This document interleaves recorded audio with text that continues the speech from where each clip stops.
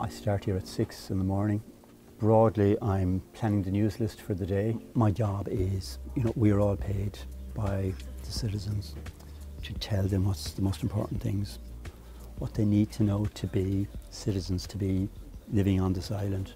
We gather up through our reporters and our cameramen and women the material that we need to give them on radio and TV and online all day long.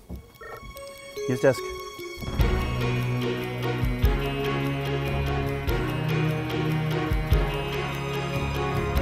12 minutes past 7.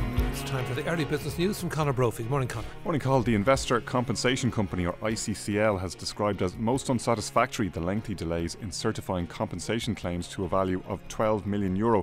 These were made by those who lost. We all overlap for starters, so I'm nominally here to do the business news on Morning Ireland and to take care of that, but obviously I'll be liaising with my colleagues on the TV news later this morning. Everything from the videos we'd put out on Facebook, the short clips and explainers and so on that we do on Twitter, and the promos and instant alerts that go out across mobile and across social as well. I'm responsible for the web content on the business desk. The early morning shift would liaise with Morning Ireland. We would alert them to any stories are breaking, vice versa. They do the same for us. And then we continue that on the day. Somebody will spot something, it will get spread around the various reporters and go up on the web in some shape or form. It's hectic, it's busy, it's non-stop, so it's exciting. You feel like you're plugged into the matrix. And I have a business guest coming in to talk to us about her company. We'll grab a television clip when we're finished with that. That'll go out online. We'll probably take a quick clip of that and it'll go up on the website. And it'll also go out in the 1 o'clock headlines and then throughout the day on News Now. So we can get out a lot out of quite a little in the morning in terms of one story, and it stretches across multiple platforms within an hour of it going on radio here on Morning Ireland. Really with just 2 or 3 of us being involved at different stages to develop it for different platforms depending on what the needs may be. The main thing really, sort of between now and 10 a.m, the big thing is to have a really comprehensive news list ready for 10 that I present to the morning conference, and just deciding everything that the radio and TV editors need to know, what the big stories are, how they're going to cover them for radio, TV, online, all day long. Top item on the list should be the Taoiseach. He's out and about this morning.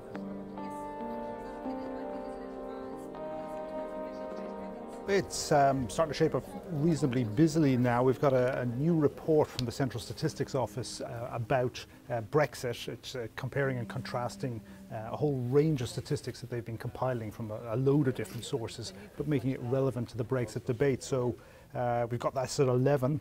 We're supposed to be on air for the lunchtime television at 1 o'clock, followed by something on the news at 1. So this is the news ingest area. So this department within the newsroom is kind of in charge of recording all the news feeds for the journalists in the newsroom. So we have 15 different servers which we record. Means we can record 15 different sources at the same time. As well as that, we would look after any packages that come in from our satellite units working in the field. We'd be expecting various packages for the 1 o'clock news, 6 o'clock news, the 9 o'clock news. I'm covering the business bulletin on the 1 TV news. Today I have an interview that Conor did with his guest from Morning Ireland this morning, so I'd usually take a clip out of that. So it's really picking up what's been there from the morning. We usually have a lot of developments around 11, 12 o'clock in the morning and early afternoon, and putting those together and getting them ready for 1 o'clock. This is where it all happens. Okay, so basically what we have here is the control room where everything is controlled from. All the sources, all the cameras and all the remote sources come in here. The program editor decides what the story is going to be, what the stories are. It is up to the director then to take everything, package it and give you a nice clean program to air. You never know from day to day what exactly is going to come at you. You can come in here with what looks like a very simple bulletin, and suddenly you lose the top 2 or 3 stories and you're suddenly scrambling to keep the show on air. There is great excitement to it and it's a wonderful job, but you have to have a turn for it. It's not everybody's cup of tea. I'm going to go downstairs, get a bit of makeup on. Sometimes it's a little bit of a scramble just before we go on.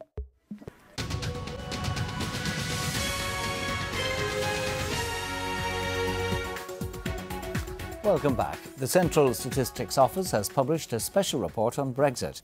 Our economics correspondent Sean Whelan has been looking at some of the key numbers from the report. Yeah, Angus, I suppose we should start off with the export and import figures for goods. I mean, this is something we always tend to think about, but we can see here that the British have a trade surplus. What I always enjoy about the job is that it's hectic and, you know, things can change at the last minute, which can be nerve-wracking but quite exciting at the same time. And now, Adam's here with all the business news. Thanks, Angus. The European Commission has fined 3 banks a total of €485 million for their manipulation of interest rates. RTE Radio 1, this is the News at 1 with Anya Lawler. Welcome back. You're with the News at 1. Remember, you can listen back to or download a podcast of the programme rte.ie/news at 1. Our relationship in numbers, Sean, what can you tell us? Let's start with tourism. Well, it's obviously it's all very close. We know that, and the CSO. It is a good place to work. There is a general goodwill feeling in here, I think. It can be very, very exciting. It can be a bit, oh my God, daunting sometimes, but generally no day is the same because you just do not know what will land. Sean's story is evolving as the day goes on. So we started at the CSO figures, which he had from early morning. And then we've just got a Fitch report, which is downgrading our banks all over Brexit as well. And we have the Fianna Fáil leader, Micheál Martin. He's also commenting about the impact of Brexit today. So what we're going to do for 6, move it, evolve it and get it as up to date as we possibly can for 6. And Sean is going to bring all those elements together and use graphics to try and illustrate it for our viewers at 6 o'clock tonight. I'm doing the business bulletin on drive time. It's been an interesting day in relation to Brexit, as it has been for the last, well, I suppose since the vote in June. It's almost 5 o'clock on RTE Radio 1. Angus Cox of our business staff is here. At the moment, there are 94 positions unfilled in the area of financial regulation within the central bank, and by the end of next year, the central bank hopes to have its headcount up to 1,800. So I'm a producer on the 6-1, and today we're doing a number of stories. I'm working on a number of stories. One of them is a series of figures that have come out from the CSO, which Sean Whelan, our economics correspondent, is working on. And my job is to try and make that visually interesting. So what we're doing in graphics is working on a series of kind of visual cues that will help people understand what the implications of those figures are. I think we don't necessarily need a European flag. I think possibly we need a Union Jack and an Irish flag. Okay. And then Brexit describes Europe, you know, the relationship with Europe. Yeah. Europe isn't really part of this story. It's okay. I mean, indirectly. Sure. Okay.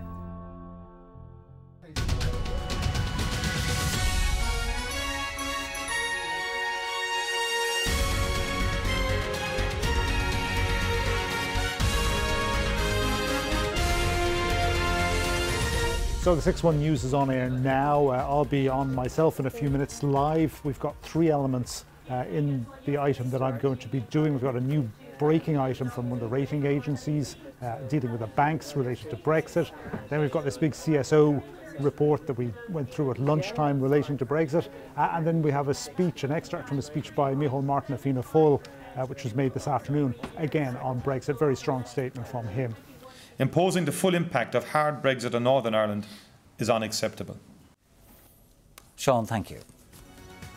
Well, that's the 6-1 News for today. From all of us here, good evening. Bye for now.